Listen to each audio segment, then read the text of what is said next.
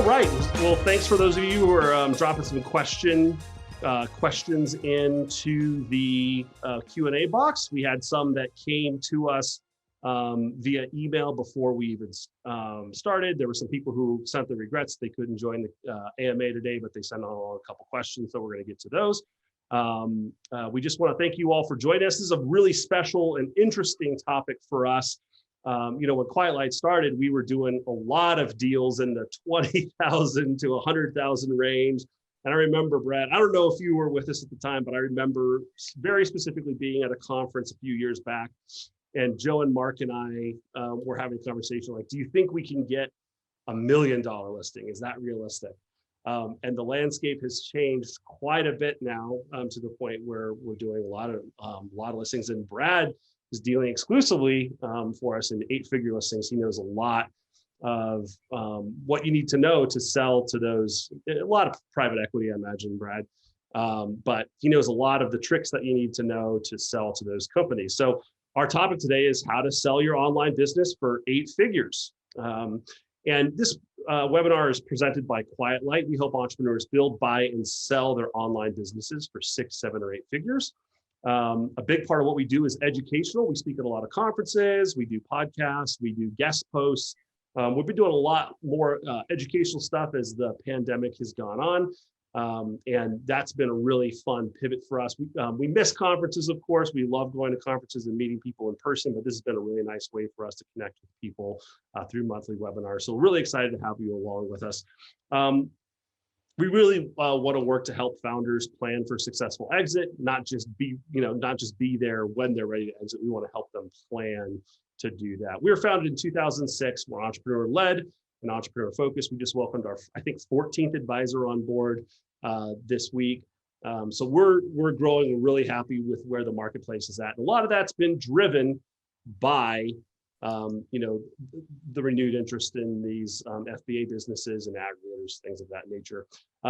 So everyone on the Quiet Light team is themselves an entrepreneur. Most of them have built, bought, and sold their own substantial online businesses. Our guest today is no different. He's Brad Wayland. You started off as an accountant, is that right? You studied accounting, or you studied financial planning? Yeah, I had a finance degree, but couldn't get the job I wanted in the town I wanted, so went down the accounting track for a short period of time before realizing I would never make it there. Got it. Brad also got his e-commerce start at a custom t-shirt company. After 6 months there, he started getting interested in SEO, really learned how to, I don't like the term hack, but he learned how to hack content and like really profit off of marketing on content sites, affiliate marketing, that sort of thing. He's a genius at monetizing content. He went on himself to build, buy, and sell over 30 online properties, many of them content oriented. He's listed more 8-figure businesses for Quiet Light than any other advisor. He's our highest performer the last couple of years. As some of you early joiners learned, he's a Chiefs fan, and we love him anyway. And he's also the nicest guy you'll ever meet and one of the most honest. So we're really, really lucky to have him on the Quiet Light team. Brad, welcome to the AMA. If you weren't sure that he was lying, you finally got the real dose there towards the end about me being the nicest guy you've ever met. Thank you for bringing me on today. So today we're going to talk about selling your online business for 8 figures. Again, if you have questions, feel free to drop it in the Q&A. We're going to get to those in order. We're going to start off with a couple questions that came to us early on. First is, given that the title of this AMA is how to sell your online business for 8 figures, are the rules, Brad, different when you sell your business for 8 figures than 6 or 7? And what might some of those differences be? Yeah, I think that is one of the important differentiations that we need to make when we start talking about 8-figure transactions. So in our space, the kind of M&A world is not super favorable towards transactions of $10 million or $25 million. Most of your M&A firms are wanting to swim in a little bit bigger pond in terms of revenue and EBITDA. And so this gap that we see of like 7 million to 50 million has been kind of a black hole of the M&A space.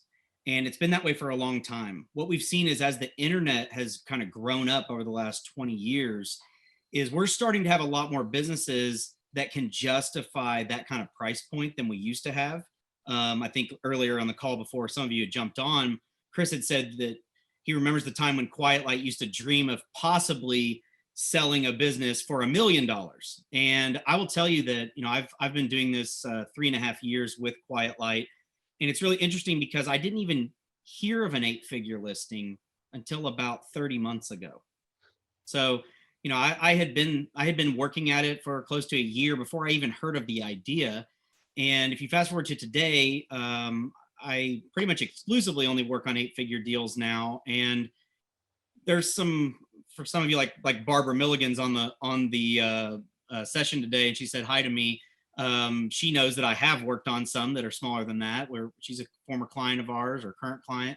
And so it's not so cut and dry. I do have some 7-figure, things going on, but I do think the rules are different. So I'll just kind of try to summarize it the fastest that I can in terms of getting started. One is that usually when we're doing a 6-figure or a 7-figure transaction, many times that is the seller is going to sell and they're going to be out and they're done. They're going to move on with their life.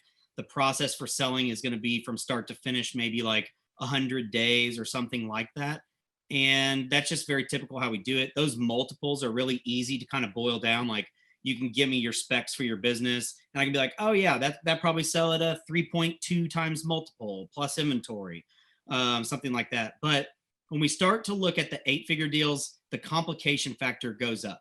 So the complication factor goes up on several levels. One is the buyers are not crazy about the sellers leaving in many cases. So we start getting into this situation where we start talking about equity roll. So when we talk about equity roll, we're just talking about you retain some of your company, you lose control, but when you do the deal, you might get a $10 million valuation, but you're going to roll 25%. So, your cash at close is going to be something less than 7.5 million once you kind of include earnouts and, seller financing, things like that. But you're going to invest in your company with this private equity firm. So equity roll becomes a very important topic. Financials are held to much higher standards. So most 8-figure deals are going to have what's called quality of earnings. So we can get into what quality of earnings is, but it's a very intense way of kind of figuring out, are your earnings what you say they are? We're going to actually, you say you made $1 million last year. We're going to run it through a quality of earnings report. And we're going to find out, did you really make $1 million? Or when we include all your liabilities and other things that might be kind of held against you in this sale, are you really making 800? And so that's a very common, kind of thing. And then the time frame on private equity exits is longer. Now, we're going to have to differentiate today because of the rise of the aggregator. So we need to at least acknowledge their presence. Amazon businesses are selling very frequently now to these companies that are backed by private equity that are operating on the front end. And they are facilitating really fast transactions and mostly not requiring equity rolls. So you'll hear me talk today about traditional private equity exit. That's one where you're going to go through the quality of earnings. It's going to be a longer process. You're going to roll equity. You're going to, do all those things. And then the aggregator. The aggregator is a little bit more like those transactions we were talking about in 6 and 7 figures. They're going to be a little more transactional that way. But that's just a really hot topic right now. So we kind of need to point out both those kind of schools. Great. Excellent. Good way to start. Brad, maybe you can talk a little bit more. We had a question come in that was about strategic buyers, but also, just talking about that buyer landscape. Who is, aside from private equity, buying businesses, and at what ranges do you see that activity the most? It's all over the map. When someone says, hey, I want to find a strategic buyer, I'm usually the first person to say, hey, I'm probably not the best person to help you with that. I'm pretty strongly opinionated that for most sellers, a strategic acquisition is best facilitated by themselves. So like when I was operating in the t-shirt industry, we built an 8-figure t-shirt business, and I didn't need a broker to help us figure out who we would sell to. I actually knew my competitors better than just about anyone, and they knew us. And so, if you want a strategic acquisition, I will tell you that the chances of them going through is very low.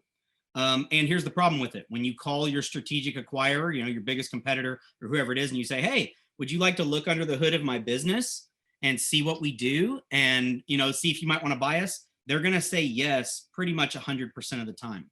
So in strategic acquisitions, they become very frustrating for sellers because the timeframes almost never line up. And the multiples usually are not as good as advertised. I think you hear these stories about Facebook buying Instagram for $1 billion when they had really just some users and not a lot of revenue or anything. And so people think, oh, I want a strategic exit. But I would argue that in most cases, you probably don't want a strategic exit. And if you do, you probably don't need Quiet Light to help you facilitate it.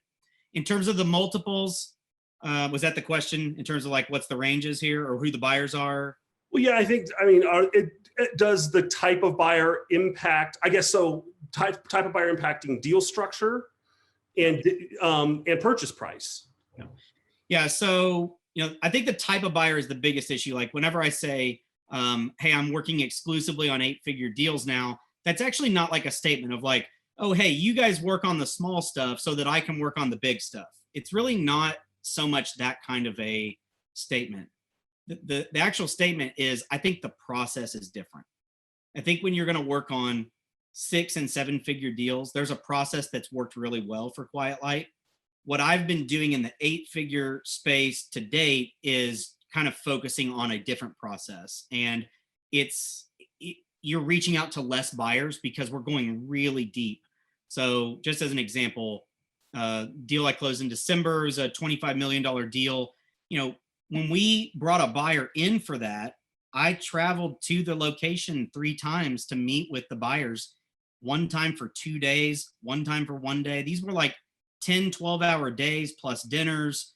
We're going very, very deep just to even think about getting to an LOI. Whereas for some of you that have sold with us before, or if you're thinking about buying or if you're thinking about selling, that's not common. Like if you've got a business that's worth like $5 million and you hire Walker Dybel to go sell it for you, Walker is going to bring you a handful of buyers and you're going to do calls with those folks. And after you do those calls, you're likely going to get an LOI after a single call. And you're going to have to make a decision to sell your business to someone after pretty much spending an hour on the phone with them and them reading a deck about it. And it actually works really well. So in terms of who the buyers are, it's a tough question for me to answer. If you've got something more specific there, I can try to dial in, but it's all over the map. We've got wealthy individuals. We've got small portfolio operators. We've got people that are kind of quasi-strategic.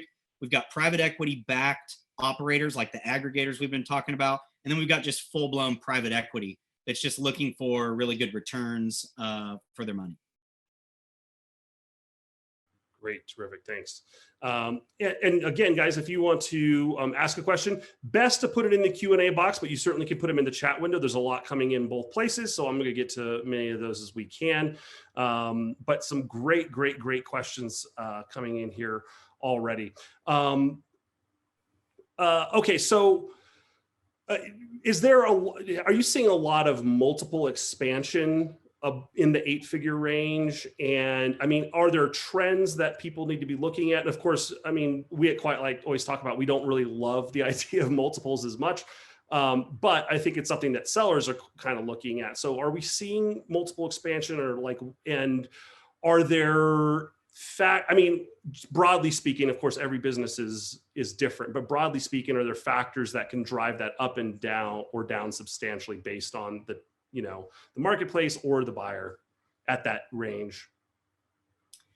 I think we're definitely seeing multiple expansion, but again, when you start differentiating between a 7 and an 8-figure deal, you run into some differences there. So clearly, if you guys just want to talk very broadly about, are we seeing multiple expansion? We've definitely seen it. If you go back 2 years, a good Amazon business that was 100% Amazon was selling at like a 2.5 to 2.7 multiple when I was doing it. Fast forward to today, I think we are routinely selling those for over 3 times, many times 3.5. You can even get up into the 4s. And then with performance, you can get higher than that depending on what the business is. So we've seen just some kind of broad, there is some multiple expansion that has gone on. It is actually happening. But when we talk about 8-figure deals, we had an email that went across to the team at Quiet Light yesterday. And someone was asking, hey, do you think I could get this this multiple on a business. And the problem with private equity is that private equity is not that sensitive to multiple. If you're just looking for a sticker price for your business, you're like, hey, I've got to have a 6X on my business. Well, I mean, in a private equity deal, we might be able to get you a 6X for your business, but it might be worse than a deal that would be 4X, because when you do a private equity deal, you got to deal with equity roll. How much are you willing to keep invested in the company? Do you think are you selling because you think your company is not going to last much longer? Are you selling because you think that the future doesn't look that bright? Are you just bored? Some of those reasons why people sell affects whether they want to do equity roll. The other thing is I've gone to private equity and I've said, hey, I've got this business. I want to sell it at a 6X. Like, did this last year, had a really good run with it. I said, hey, we want to sell this for 6X. Private equity firm came back and said, okay, fine, we'll give you a term sheet for 6X. Well, so I look at it and you're like, okay, well, we asked for 6X. They gave us 6X. I guess maybe we've not done our client any favors there. But the reality was that the business was worth about 5X. So the cash at close plus seller financing equaled out to 5X. The earnout for performance was what took it up to the 6X. And so, in kind of dealing with that, my seller is like, okay, so I got to deal with an earnout. And what was the parameters of the earnout? Well, because we were asking 6X and it was worth 5X, the parameters were pretty easy. It was like, hey, if we can just keep the EBITDA flat for a year, then we can pay the 6X. And so we'll pay after 1 year, we'll pay you out your earnout. But think about what's happening there. They're only paying 5X. They're paying the 6X. The extra 1X is being paid with the seller's money. It's being paid with money that the business generates over the next year. And so they're like, hey, if the EBITDA is flat, we'll pay you the 6X. Well, really, they're just saying, hey, we're going to pay you with your own money, basically. And one other differentiator there that we didn't talk about earlier on the private equity deals that makes it hard to talk about 7-figure deals versus 8-figure deals is that the private equity firms don't want to hear about pay me for my inventory separate. Like, I actually had a couple guys get offended at me one time for bringing it up. Like, hey, so and we want you to pay for inventory on top of that. And they're like, no, I'm not going to be, why would I do that? I'm going to buy the business. So I need working capital and I need inventory. I need all the things that the business has to have to survive, Brad. I can't go pay for the inventory separate. I'm offering you a 4.5 multiple for it. So, when you deal with private equity, there's some principles that run a little different than a typical brokerage deal. And one of them is things like that, working capital, your inventory. Like when you're talking about a private equity multiple, you're including the entire business. Like, what is this business worth, including the inventory, including the necessary working capital to sell it? You're muted. I'm muted. Oh no, this is terrific. We're getting some great questions. So thanks everyone for dropping these in. Okay, so let's shift over to because right now it seems like there's a lot of activity in the FBA market, in the Amazon FBA market, especially in some of these larger deals with these aggregators, roll-up companies operating. And let's talk specifically Amazon. What are some of the things, maybe top 3 to 5, that Amazon buyers specifically are looking for in a company, especially when they get into that range? Yeah, so I'm going to zoom out just a little bit. I'm going to paint some broad strokes about what I'm seeing on Amazon. I think that the most important piece on Amazon is gross margin. So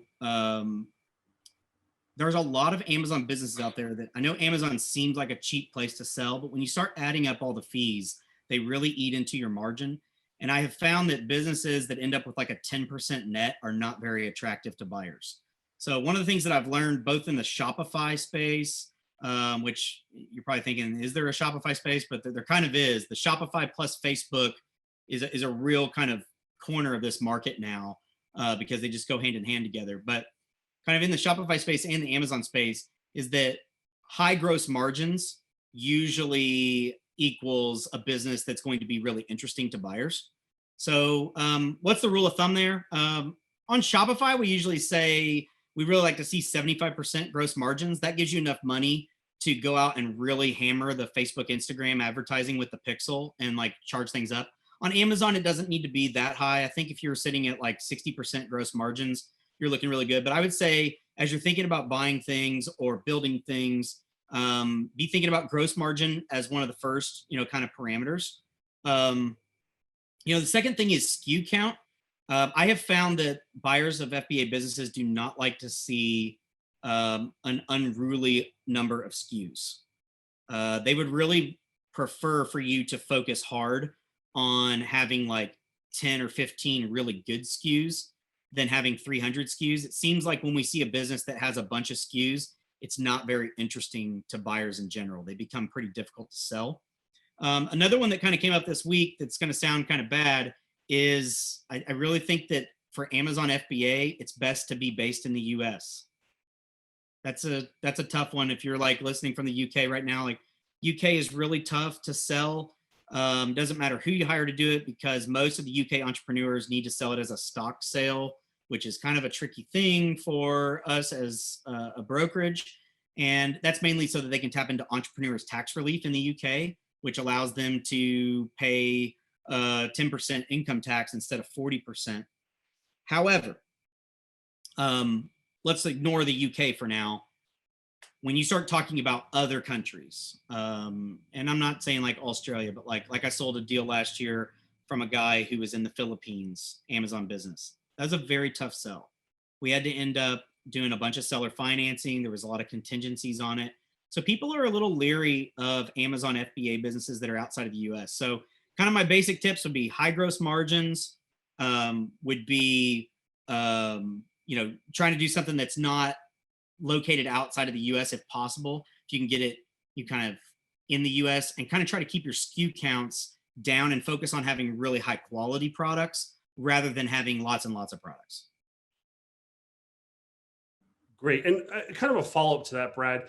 I mean, we're talking in that question specifically about Amazon FBA, but is there a difference between different private equity firms or roll-up companies that are looking at a concentration of Amazon, all Amazon, 100% Amazon, or do they like a spread of Shopify and Amazon and Walmart or other third-party sites? What are you seeing in terms of like the marketplace for this year? Yeah, so if you zoom out a little bit on that one, historically, like if I go back 2 years, whenever someone would bring me an Amazon business, it was looked at as a positive to have a Shopify presence. Like if somebody was like 70% Amazon and 30% Shopify, then I would take their multiple up a little bit because people liked the diversification. I think one of the signs that we are in a pretty frothy market is the fact that people reach out to me all the time and say, hey, I don't want this to have so much diversification. Is there any way you can find me something that's just Amazon? And so I think that's probably a little bit problematic, probably shows that we're a little frothy right now. But at the same time, I do think that there is some preference right now by at least the aggregators for Amazon only. Now, there's so much competition in the aggregator space that some of the aggregators want to differentiate on other factors. Like I've talked to several that say, hey, we don't really care about buying profitable Amazon businesses. We want to buy really good brands, people that have really focused on building an actual brand, a brand that can be, taken into retail at some point, a brand that can, kind of transcend just beyond the Amazon page.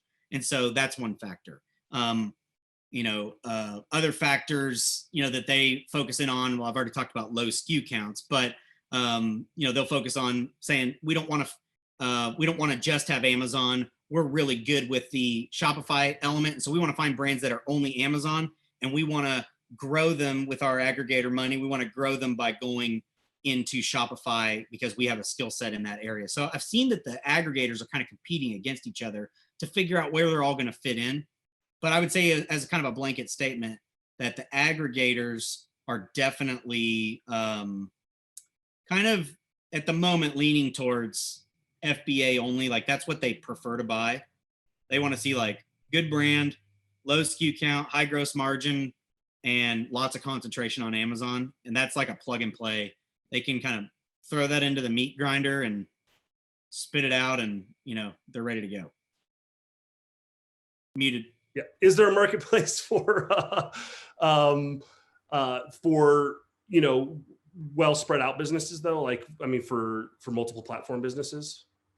Oh, definitely. I still think that that's the smarter move. So if you've got a business right now that you're like trying to diversify, I was trying to say that that's kind of a sign that we might be in a frothy market on the Amazon side. Amazon's getting a lot of props right now. But no, I think that if you've got the ability, what I've seen personally, and through some friends and clients, I've seen that those that can find an angle that works really well with Facebook Pixel on Shopify, they actually have more scalability than these Amazon businesses by a mile, if you get the right mix there. So it's just one of those things, like it's turned into kind of an AI driven marketing situation. And so I think that people are really benefiting from that when they have it. So I still think it's better. Like if I personally would not go build, like if I was going to go back and operate right now, I wouldn't personally build 100% Amazon business myself. I would want to build something that I thought could run to my own URL as well, and kind of do it that way, because I think that that's probably a better long-term view, and that's probably more attractive to a traditional private equity exit, which is where you're going to get your biggest return. Great, excellent. A couple follow-up questions here. You're giving us lots of detail, so there's a lot of follow-up questions. So I'm just going to kind of throw a few of them out here to you. In terms of like location of an Amazon site, being out of the country, is Canada inside the US realm? Quick answer, it's not, but in Canada, we get a mixed bag on what people expect in a sale. Some Canadians are happy with an asset sale, and so that makes it look very US-like when we do the transfer. Some Canadians want to flip it to stock, and it kind of gets into that same kind of gray area that we find ourselves in with the UK, where sometimes buyers don't want to do that or do it with the international. So Canada's a mixed bag. If your accountant says you can sell via asset sale, then Canada can be pretty equal to the US in terms of how the sale works. And by based in, do you mean it's where it's incorporated, where the Yeah, a lot of times, even if it's incorporated in Canada, they get most of their sales from the U.S. marketplace. And I'm not trying to make the argument that if you live where you live. So if you've built a massive Amazon business that's in some other country, but it sells primarily in the U.S., it is something we can navigate. I'm just letting you know that it's not always as easy as it is with a U.S. based. Great. Can we break down the 60% gross margin? What is included in that calculation? Is it your COGS, all that fun jazz? Yeah, so I would only personally include, and that's a very good question, whoever asked that. There's a couple people asking. I mean, they're coming up with great questions. I get lots of people who send me Amazon businesses where they're including all sorts of Amazon fees as part of their COGS. I'm not really here to debate that. I just want you to know that, from a traditional kind of finance point of view, when we're talking about the COGS, we just want to know what the landed cost of goods sold is. I don't want to know about anything besides what was the raw cost to get the stuff purchased and get it into your warehouses or into Amazon warehouses. I don't need to know any of Amazon's extra fees on top of that. So that's a great question. So when you're doing it, I bet I've seen a dozen financials in the last 6 months where someone gave me their COGS. I was like, hey, what's your COGS? And they say, oh, my COGS are 35%. I'm like, oh man, 35%. I mean, how are we going to be able to sell this thing? And then when I go into it, I'm like, oh no, this is your COGS plus a bunch of expenses. And they say, well, my accountant says this is the way to do it. That's fine. Your accountant may be right. But when we're talking about gross margins, we're talking about just a basic income statement. Revenue minus cost of goods sold equals gross profit. So just think, like, if I was just telling someone how to do a simple income statement, what does my good actually cost to get landed into the warehouse? Great. Okay, lots more coming in here, so I'm trying to scroll through, find some earlier ones. Let's talk for a second about close time on 8-figure deals. Does that differ real greatly from 6 or 7-figure deals? Yeah, so let's call it traditional private equity. If we're talking about the aggregators, I'll just tell everyone, if you've got an Amazon FBA business, you're looking to sell it, and you wanted to hire one of us to take you through that process is moving at extremely fast paces that I don't know if they'll stick as soon as the honeymoon is over. And when I say the honeymoon, just so everyone knows, like right now, I always tell everyone that we're in the honeymoon phase. What we have right now is tons of aggregators that have raised millions and billions of dollars. They're out buying Amazon businesses, but we're not hearing about the failure yet. There's going to be some people who do it and they fail in very glamorous ways. And when they do that, that's when we're going to start to figure out what this market's really going to look like. But right now we're in the honeymoon. So let's differentiate from that. When you're talking about traditional private equity, it's not going to be 35 days. That's not realistic. Here's what I do. I try to figure out what's important to my seller.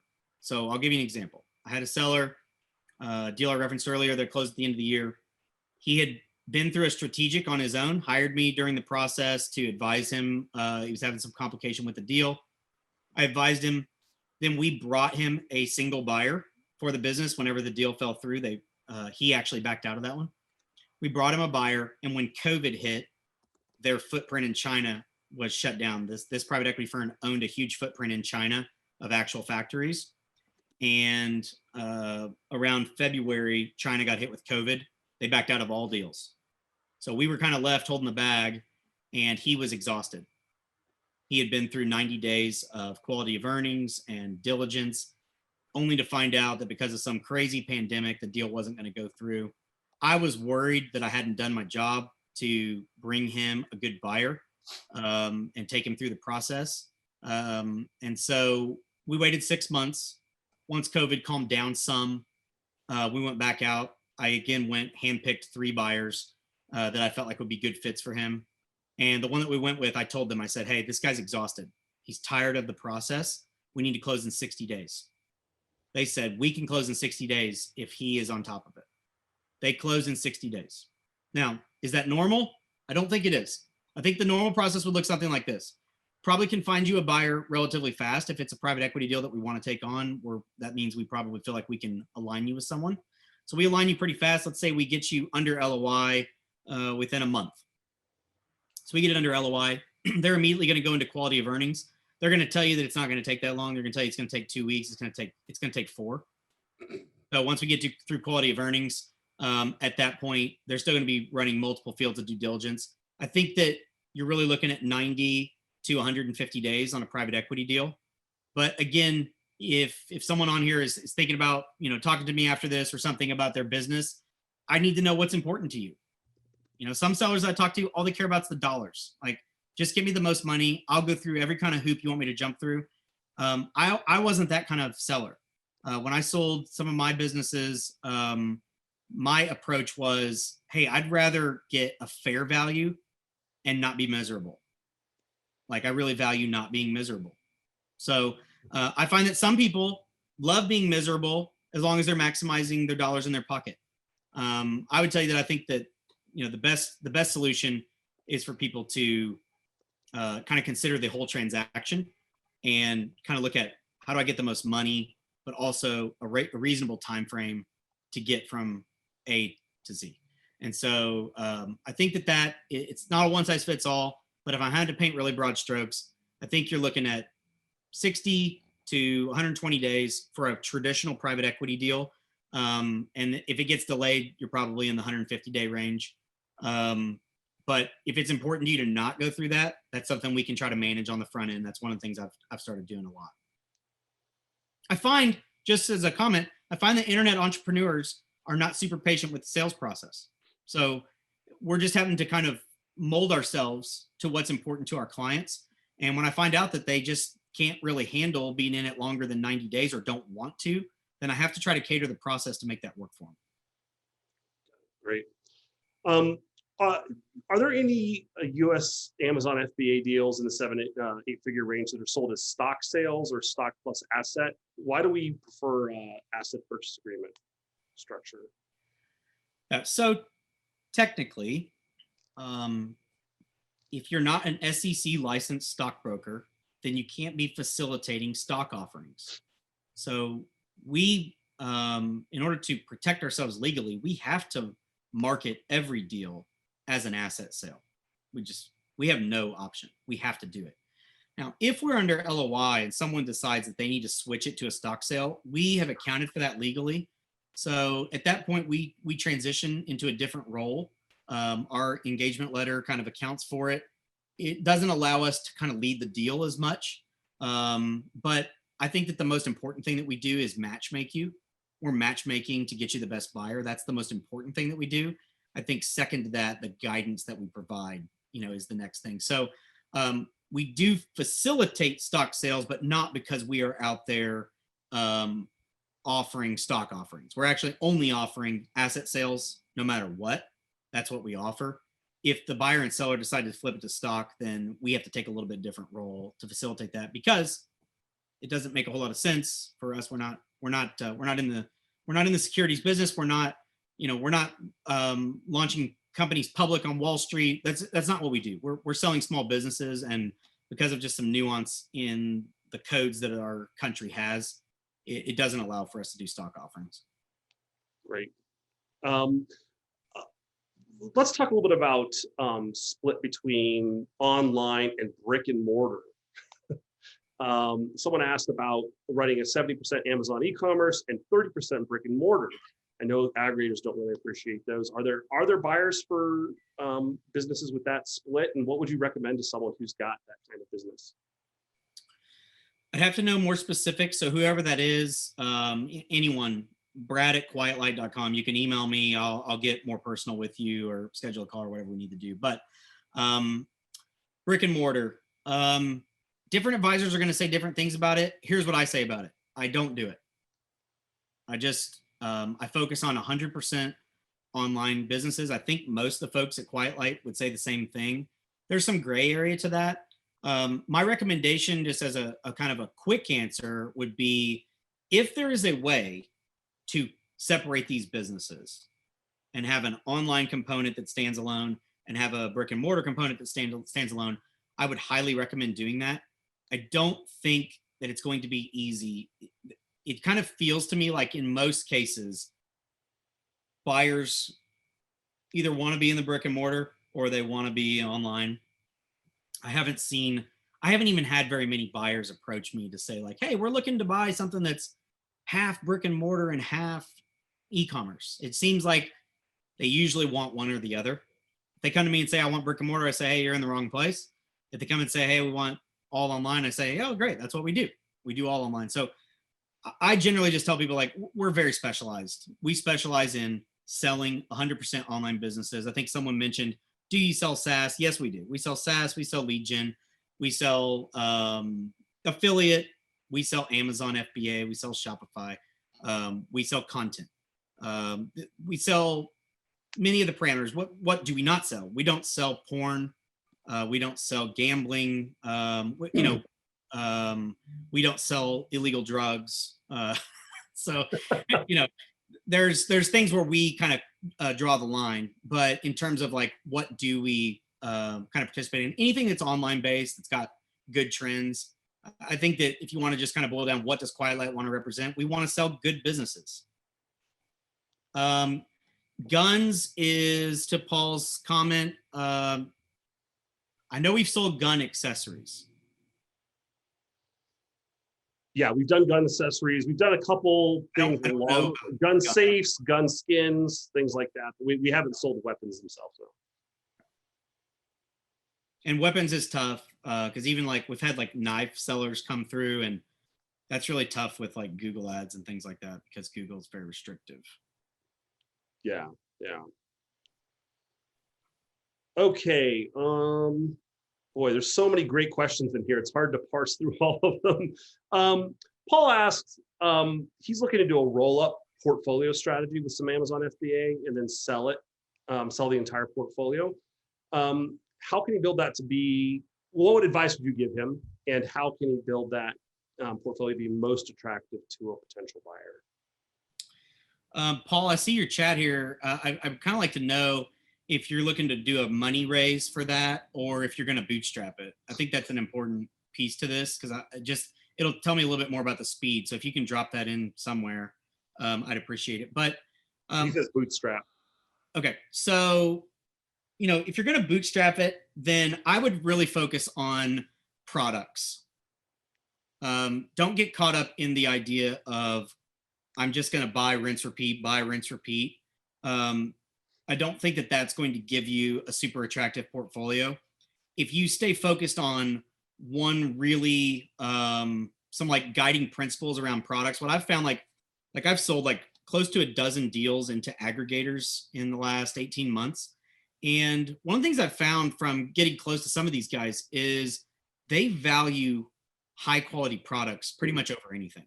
Like, if you want to know the real way to sell these businesses, it really doesn't have anything to do with the words that I'm putting in the email or that I'm saying over the phone. It's like, I have a seller right now that's under LOI for a deal that's going to be worth more than 10 million to them. It's 100% Amazon FBA. And they got so many compliments when we were going through the process, and we ended up getting 10 offers from the aggregators. And one of the things I said to them is they were like patting me on the back for how fantastic of a job I did, you know, bringing them these buyers. And one of the things I had to say to them was like, look, honestly, like, I have a few personal contacts here, and I've got some reputation, and I've been through several deals. So I do have some secret sauce in this, but honestly, the reason these people are falling all over themselves for this business is because of you guys. You're so detail oriented. Your products are so amazing. Like, they're in love with your business. And so I didn't have to do anything.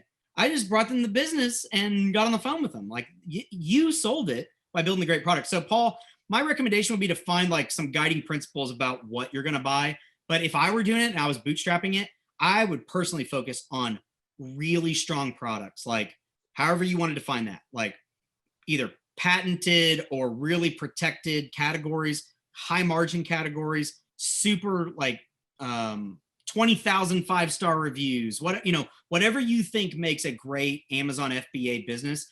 I think that one of the things that could be a slippery slope for you is when I was building my content portfolio, I got stuck in the space of like, more is more. More is more is a really bad spot to live in. Like, more is what leads you to the private equity guys come knocking, and you're like, yeah, I would love to have a conversation with you guys because I'm miserable.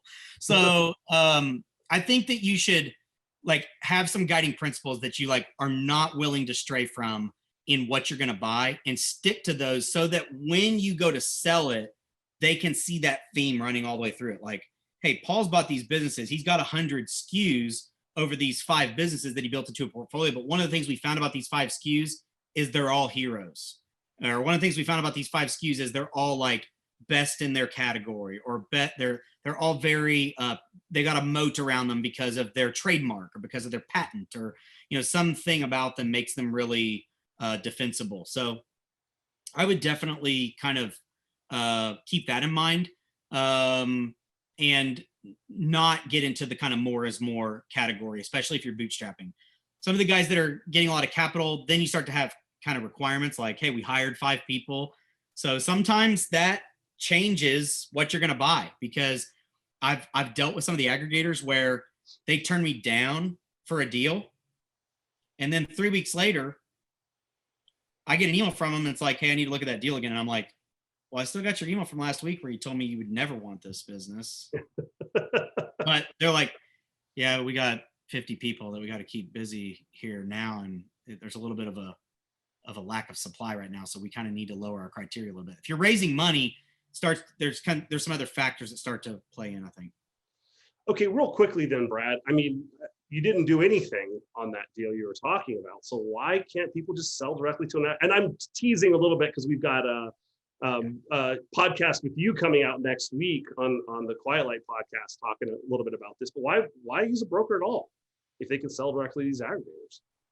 Don't use a broker at all if you can sell directly to the aggregators. If that's what you want to do, I'm totally happy with it. I'll think there's a couple of risks with that. Just keep in mind, like I'll be quick to say, like, we've had these conversations about how does Quiet Light compete with the aggregators. I personally don't think we need to compete with them. What we do is we hold people's hands to get them through the sales process. There's a lot to it, and you can get walked all over, and you can get put in a spot where you're miserable pretty quickly. But here's a couple of points that I think are really tough for the aggregators to compete with. Number one is when people go direct, they usually don't have a packet that presents the way that our materials present. So we're going to give them something that really makes the business look attractive, something that's going to make them really want it. And if we don't build that, sometimes I don't even build those. So I don't want to like act like, hey, I always build that, because I don't. Sometimes if I have a business so good, what I do is I start focusing in on scarcity. Like, hey, I'm only emailing you 10 people. Are you interested in taking a look at this? Because I'm going to go public with it. But if you guys are willing to pay a premium multiple now, then we can save our sellers some time here.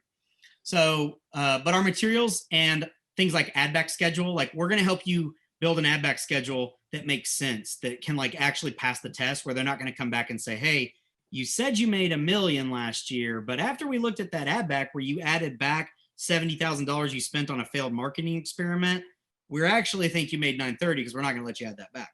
We're going to help give you some materials and some confidence in your EBITDA that I don't think you're going to have on your own. The second thing we're going to do is we're going to introduce competition.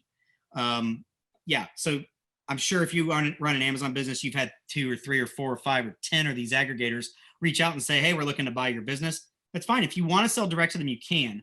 I think the benefit of us is we have them all coming to us. We've had close to 50 of them now fill out our materials on our own turf that says, this is what we're looking for. This is how we pay. This is the categories. This is how quick we can close. This is how much money we've raised. This is our proof. And so we're able to lean on that, and we can say, hey, here we go. We got, like that deal I was just talking about. We went to 20 buyers. That was handpicked. I had a list of 50. I handpicked 20 of them. I reached out to them. I sent them an email. I gave them the packet. I said, hey, do you guys want to take a look at this? Let me know. I had like 17 of them respond. 3 of them wanted to wait like a week or 2, which I knew was not going to fly because we were going to have so much interest. We ended up getting 10 offers. And in that process, I can guarantee you we did better than what you could do on your own, because we were able to kind of listen to what you had that was of benefit, present that to multiple buyers. And then once an offer came in, I could say, hey, that offer is not going to work. We got an offer coming in. So, we're going to need your best and final, or we're going to need, you to give us something to let us know. So I really feel like in the topic of the aggregators and, should you go direct? I'm fine with you going direct. If you want to go direct, go direct. I believe that if you go with us, in most cases, you're probably going to end up making more money on the deal, and you're going to feel better about it, because when you're upset, you get to call and yell at me. And then I have this magical ability to calm you down. Or I see Walker is in the chat here.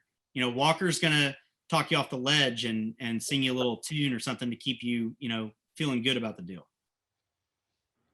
Great. Okay. So Brad, how do buyers look at USA products, made in the USA products? Is there any additional, benefit to them? Is there more interest in that or less interest in manufacturing production in the US?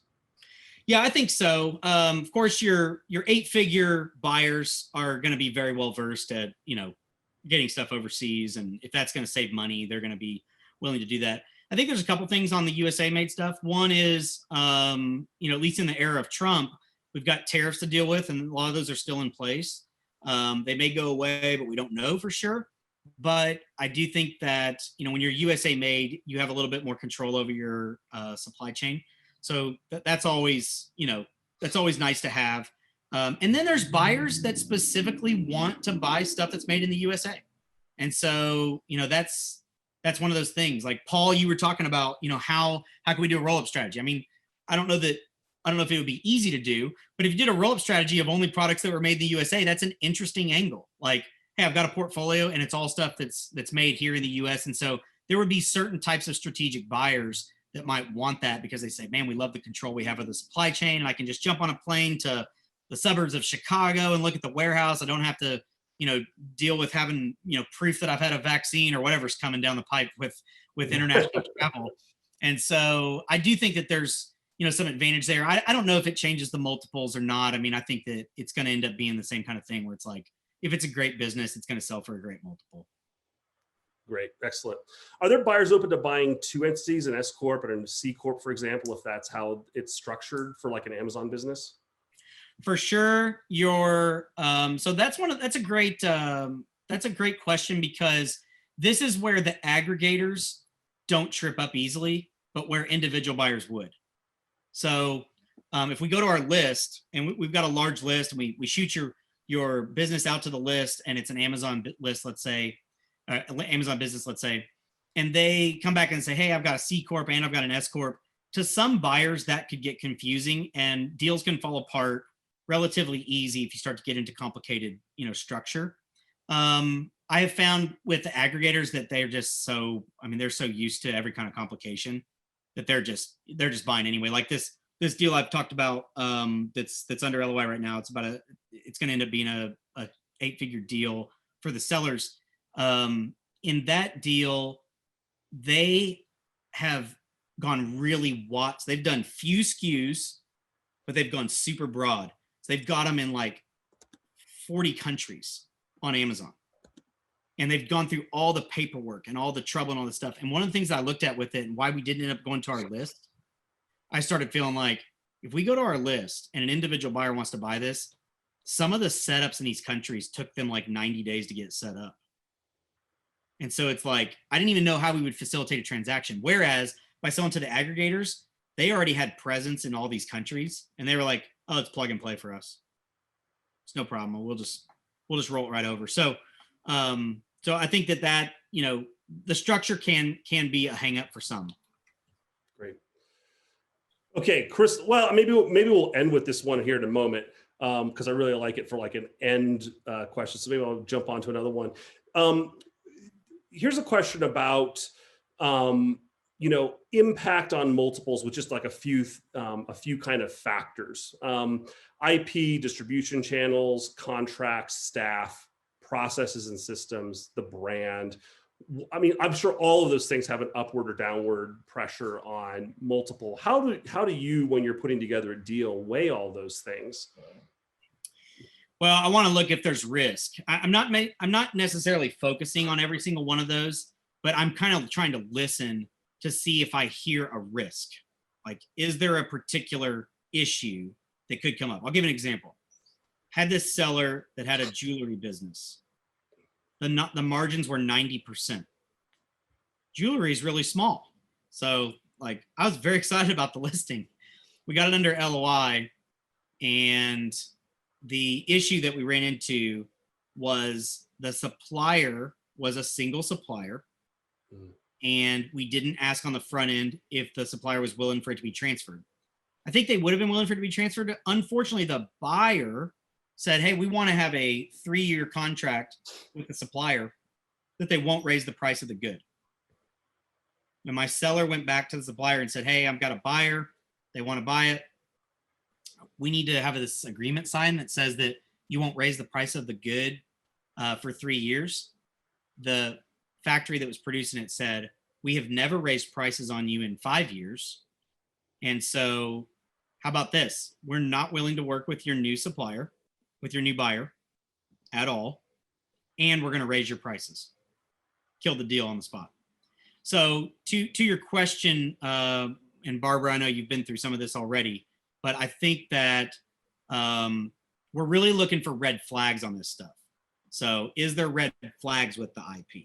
Is there red flags with the contracts? Is there red flags with the staff? Like, I would build the business. If you plan on building it to sell it, then build it to sell it. Like, go through from the very beginning and think about, what do I need to set up to make sure that the business is not relying on me? Make sure all this kind of things. And when we start talking about an 8-figure deal, that's one of the big problems.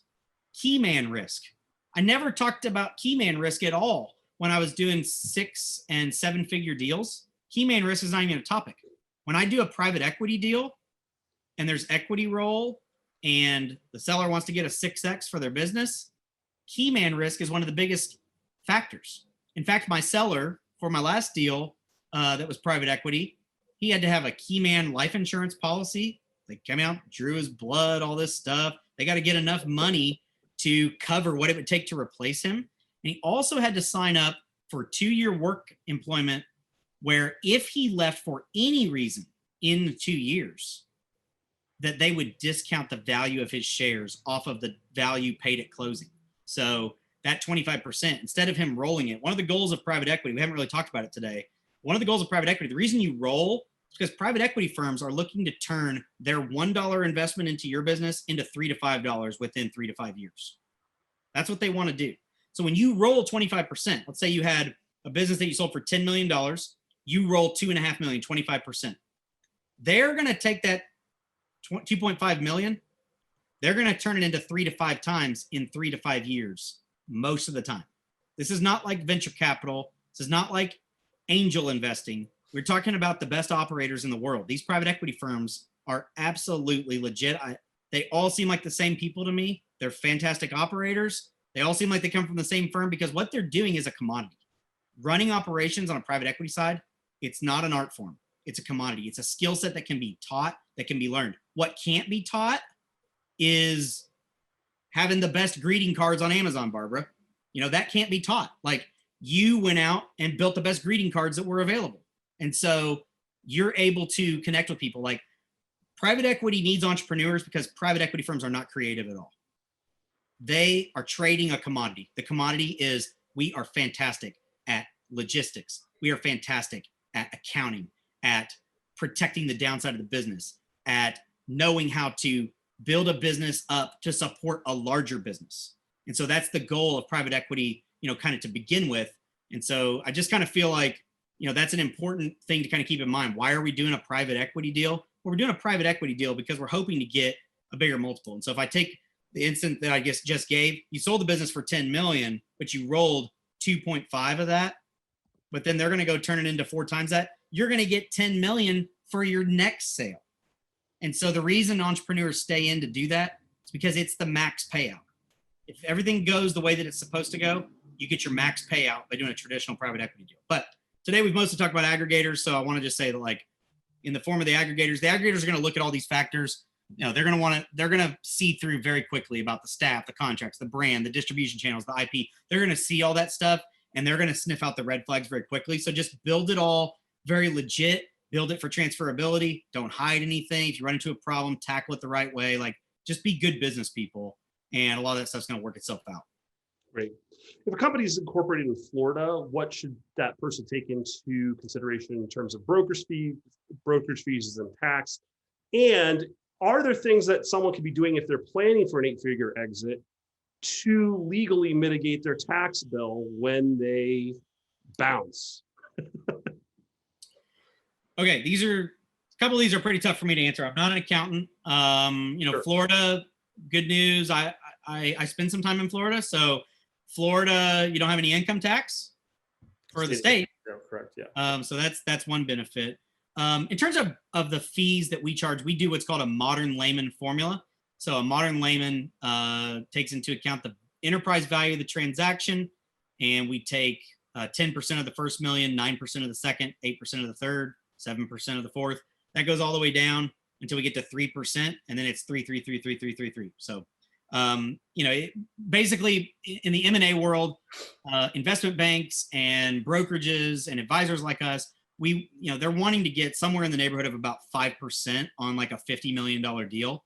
Since we swim in like this smaller pond of kind of the internet space, we start at 10 and we work our way down towards that number. So it gets down to as low as, 4 point something if the transaction gets large enough, but that's how our fees are going to look. And then our fees are paid at closing. So for the most part, if the enterprise value of the deal is 10 million, you're going to pay us whatever our fee is on that 10 million at close.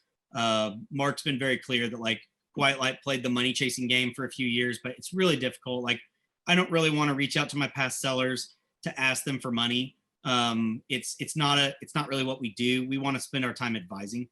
But in terms of kind of setting up for taxes, what's Shannon's last name? Shannon Stewart? Yeah, Shannon Stewart. Yeah.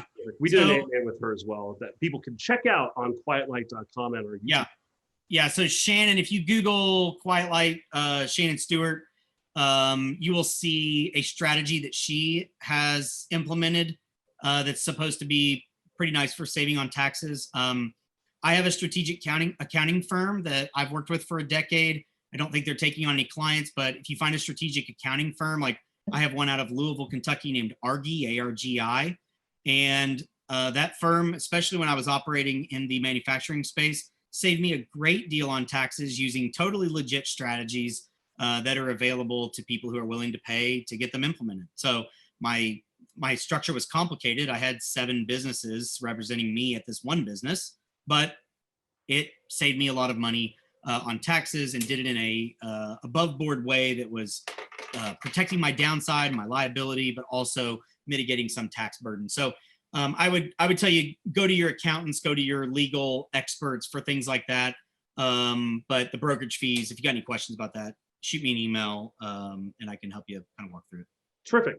Couple of small ones here. We're at time, but I want to do a couple small ones here just to wrap us up.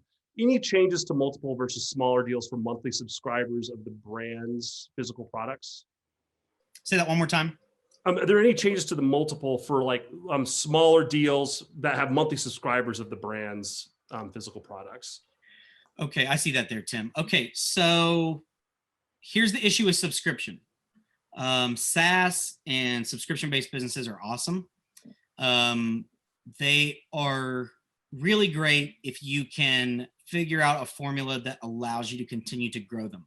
One of the problems that we run into with subscription-based businesses is, what are the trends doing? So I would say that a lot of times what people do is they launch their subscription business, it takes off, it's like, oh, I got 20 subscribers, then I've got 100 subscribers, then I've got 200 subscribers. By the time it's at 200 subscribers, you're like, man, we're doing great, we're making lots of money, we're doing all this stuff, and everything looks good. And then you start to change your calculus to like, hey, are we still growing? And so it's like, hey, you went from 200 to 225, and then you went from 225 to 230. What you're not realizing is your growth rate month over month is dropping off a cliff. And a lot of times in the SaaS and in the subscription membership model, we see that growth curve go up and peak. And when it starts going this way, that is when we start to run into real problems where people cannot figure out how to turn it back around. So if you're focusing on the subscription space, it's very hot. People love SaaS. People love membership, food product. I've got a keto brand right now that we're considering going to market that's got subscription revenue. And it's great if you've got predictable growth. If you have any sign that your growth is slowing, I think the multiples get really tough. Now, the multiples are higher, Tim. Just as a general rule, a good subscription-based business, trades at, probably a minimum of 4 times if things are, growing, and then it goes up from there. I'm getting ready to market one to private equity, at probably a pretty high multiple, somewhere around 7 times or something around that number. So I think they can be great, but if I were running a subscriber business today, I would track my monthly growth rate like a hawk. And I would make sure that I'm keeping those numbers consistent. When you go to sell, you don't want them to see a decrease in monthly growth. You want them to see increases. And then not only when they see it, but all the way through the sales process. So it's like, if you're at 1,000 subscribers when you go to market, and you're like, hey, we're doing great, we had 100% year-over-year growth. Well, we need to keep that trend all the way through the process, because that's what's going to get the thing across the finish line. We can't let that trend peak out at 1,000, and 3 months from now when they're ready to close, you're like, yeah, we're at 940, and things look great. And they're like, no, it doesn't. It's down. We're down several percentage points, and how are we going to be able to stop this bleeding? Like they're not going to want it anymore. So that's the troubling thing about the subscription base. Great. So I guess the final question for you, Brad, is, and Shuki framed it as a crystal ball question. 2 years from now, what do you think the multiples will be? Do you think they'll be lower, higher, or the same? And I'm going to tack on a second part of that question. How do sellers know it's the right time to sell? Or how do entrepreneurs know it's the right time to sell their business? Crystal ball first. I'm struggling with that one, Shuki. I'll tell you why. One is, I believe, like, I started online in 2003. I considered myself back then a pioneer of the internet. Today, in 2021, I consider all of you pioneers of the internet. So I think that our crash course with institutional money is happening before our very eyes right now. But we are still on this climb up. Our space is arriving, and this pandemic has pushed the fast forward button on everything electronic commerce. Like, I feel like we just jumped like 5 years, like in hyperspeed. And so will the multiples be higher? Well, if we're not overly frothy right now, and this is just a paradigm shift, then I don't think the multiples are too high right now. I think that the internet is becoming a more predictable place, not a less predictable place. When I was starting out 15 years ago, it was way less predictable than it is today. So I would say that as like my first thing. It's crystal ball. I think the multiples are probably going to hold up because I think our industry is rising. I wish I could remember the second part of that question. How does someone know it's the right time to sell? Yeah, so this is where I don't do myself any favors. Like, if you like running your business, I tell every single person that gets on the phone with me, like, hey, if you like running it, and if you feel like your prospects for growth are good, and you're enjoying yourself and you're making good money, I would never sell. If any of those things are not true, I think it can become pretty risky pretty quick. I think that if you are not enjoying yourself and you wait until you're completely burned out to call me and say it's time to sell, that's problematic because it's a process. And usually if you're burnt out, then you've already started sacrificing some of the things you need to do with the business to take the best care of it. And that can be a bad place. It can lead to some really bad outcomes, in my opinion. So I think you kind of have to anticipate where you are as a person and how much you're enjoying yourself. And if you enjoy doing it, there is no time to sell. Like, just keep raising the bar and keep knocking down the milestones and keep going. If you get to a point where you realize there is a shelf life, where it's like, hey, I have other things going on in my life. Like, for me, I've got 5 kids, that changes my life. The fact that I have 5 children makes for a different life than if I was going to sit in this office until whatever time I wanted to every night. I could probably generate twice the amount of fees for Quiet Light if I didn't have the responsibility that I have. But it's just the reality of where I'm at. So I think you kind of have to assess your own situation and kind of see where you're at and make sure that you don't wait until you're burned out, but get to the point of doing it at the right time. Thanks, Barbara. But real quick, hey, Matt, I was just talking because I can tell that Chris is trying to cut me off. I'd like to talk. No, you're good. I'm keeping my eye on the timeline. Matt, I saw your question there. So great point. Subscribe and save. I would look at subscribe and save very similar to like the membership-based business. It is a very great help to your valuation. And so I think that on the subscribe and save, you are trading at a higher multiple.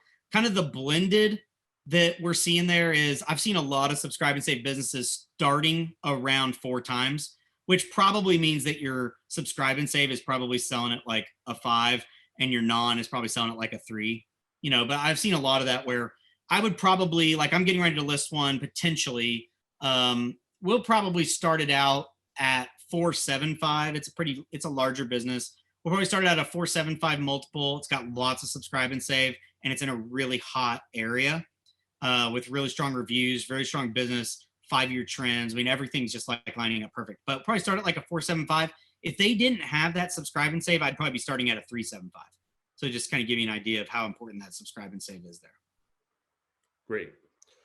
Well, Brad, is there anything that I've failed to ask you, or anything that you think is like a real essential thing to leave people? And it's fine if there's not anything essential thing to leave people with. I mean, this has been a really good session.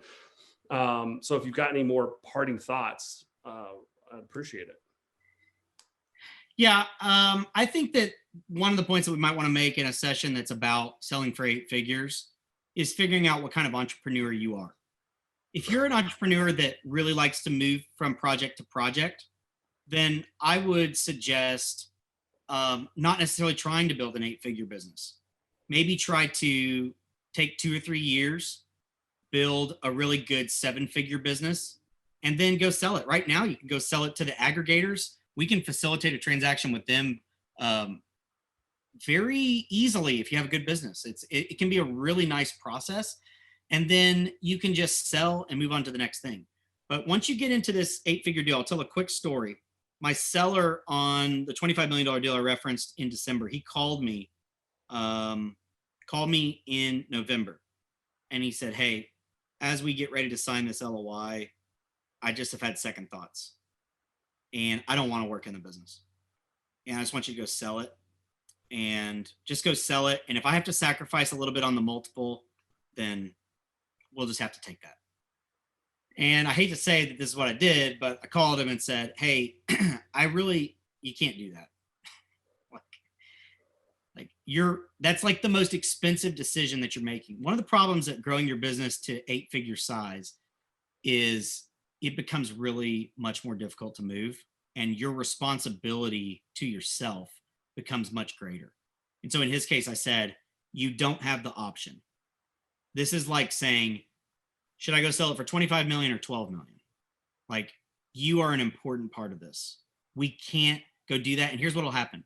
I can get you someone like in no time that'll buy it for 12 million. And before that deal closes, you'll walk away because you will realize, well, wait a second. Why would I sell it for 12 million? All I got to do is grind it out here for another year and a half. I'm going to make up that. And so I just basically said, you can't do that. What you have to do is you're going to have to roll equity. You're going to have to gear up for a couple more years. You're going to have to go through quality of earnings again. And what I'm going to do is I'm going to find you a buyer that's going to close in 60 days. That's what I'll do. I'll find the buyer that realizes where you are in the process, but you've got to agree to gear up because we can't let you make an 8-figure mistake because you're tired. You're going to have to gear up and you're going to have to do it. And it's going to be hard. But this is kind of the burden that you bear when you run an 8-figure business. And honestly, that's why I say, figure out who you are. Do you want to be at that size? There's a lot of benefits come from that size. You're rich, you have an awesome business, you have influence, you got all kinds of opportunities coming at you. I mean, everything's great, but you work all the time. There's no time for 5 kids. It's not there. I know all of you are probably thinking none of us want 5 kids, but there's no time for 5 kids. And so, those are decisions if you wonder, why is Brad sitting in this office? I used to operate. There's reasons why I don't operate now. I had to make decisions about my life and figure out, how do I fit in all the things that I want to do with my situation? And for me, that led me to doing some investing. I do a little bit of VC investing and angel investing. I do some personal investing, and then I still have a small portfolio, but have employees that kind of run that for me. But I basically do deals, and I can do those from anywhere in the world with an internet connection. And so during the pandemic, while we were all sitting at home, I was sitting in Maggie Valley, North Carolina in a log cabin for a month with my family. And every day I got up and I went in and I worked on Quiet Light all day long. And they hung out and did school out in the living room. And then when I got done with work, we'd go out for a hike and we'd go pick up some food in Asheville, North Carolina, and bring it home and eat it at the place. Like, that's the life I want to live. And so I think you got to kind of decide, like, who am I as an entrepreneur? Who do I want to be? If you don't want to have that kind of responsibility, then go build these 7-figure businesses and flip them and do it over and over again. You can do it. We got lots of people doing it. Thank you, Barbara. You are terrific. Well, on that note, I'd just like to thank everyone for your excellent questions and for joining us here today for this webinar. We're going to be doing a lot more content like this. And as events kind of ramp up, some in person, some online, we're going to be participating in a lot more of those. So we invite you to kind of keep checking us out on the website, on our YouTube page. We're going to be, trying to engage with you as much as possible. This is going to continue to be a hot marketplace for 8-figure deals. I'm sure we'll be putting out more content on this. We got some guides, some podcasts, as I said, coming out specifically on these deals. So just keep tuned to quietlight.com and our learn section, which you can find at the top of the page. You'll be able to find some really good information on that. Brad, if people want to reach out to you, you've mentioned it a couple of times, how do they get in touch with you? Brad at quietlight.com. And then that's probably the easiest, just Brad at quietlight.com. Or you can call me. I think there's lead forms that connect to me on the site. I don't know. There's probably lots of ways to get to me, but Brad at quietlight.com is the way that most people kind of reach out. So if you have any questions, we give out advice for free. And then if it leads to a sale at some point, we're happy to do that. So that's kind of how we approach it. Great. And I know I was having a couple side conversations with, one or two of you. If you want to kind of finish those up, please feel free to reach me as well. My email is Christopher@quietlight.com, spelled in the traditional way, not with any K's or F's. So Christopher at quietlight.com, be happy to continue those conversations with you offline, and then hand you along. We've got, obviously 14 advisors now, a lot of different areas of expertise and interest. So even if it's a question that I don't feel like I can answer for you, I can certainly introduce you to someone who's going to be among the best in the business at answering those questions. So thanks everyone again for joining us, and we'll see you next month for another great AMA. Have a great day.